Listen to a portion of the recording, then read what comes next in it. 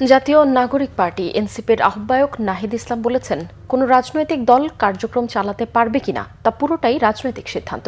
সেক্ষেত্রে সেনাবাহিনী কিংবা অন্য কোনো প্রতিষ্ঠানের এখতিয়ার নেই। শুক্রবার রাতে বাংলা মোটরে দলীয় কার্যালয়ে জরুরি সংবাদ সম্মেলনে নাহিদ ইসলাম এসব কথা বলেন।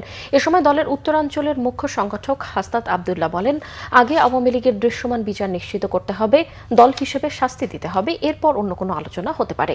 আওয়ামী লীগ নিষিদ্ধের কোনো পরিকল্পনা সরকারের নেই। প্রধান উপদেষ্টার এমন বক্তব্যের নিন্দা জানিয়েছেন নাহিদ ইসলাম। তিনি বলেন, বিচার চলাকালীন আওয়ামী লীগের নিবন্ধন বাতিল করতে হবে, দলটি নিষিদ্ধ সবগুলো রাজনৈতিক দলের ঐক্যমত্যে আসার আহ্বানও জানান তিনি।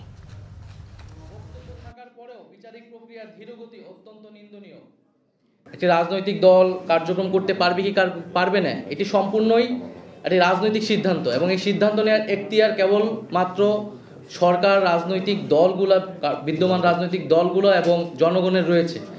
সেখানে সেনাবাহিনী কিংবা রাষ্ট্রীয় এমন কোনো প্রতিষ্ঠান তাদের আসলে এই বিষয়ে কোনো ধরনের মন্তব্য, পরিকল্পনা বা সিদ্ধান্ত প্রস্তাবনা দেওয়ার কোনো ধরনের এখতিয়ার নেই।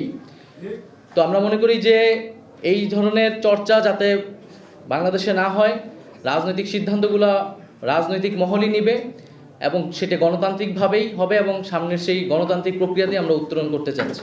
5ই আগস্ট পরে আওয়ামী লীগের নাম, মার্কা এবং আদর্শ এই তিনটাই হচ্ছে অপ্রাসঙ্গিক। আওয়ামী লীগের আগে বিচার নিশ্চিত করতে হবে, তাকে দল হিসাবে বিচার নিশ্চিত করতে হবে, অপরাধ স্বীকার করতে হবে, তারপর অন্য কোনো আলোচনা হইতে পারে। এর আগে কোনো ধরনের আলোচনা হইতে পারবে না, ইম্পসিবল।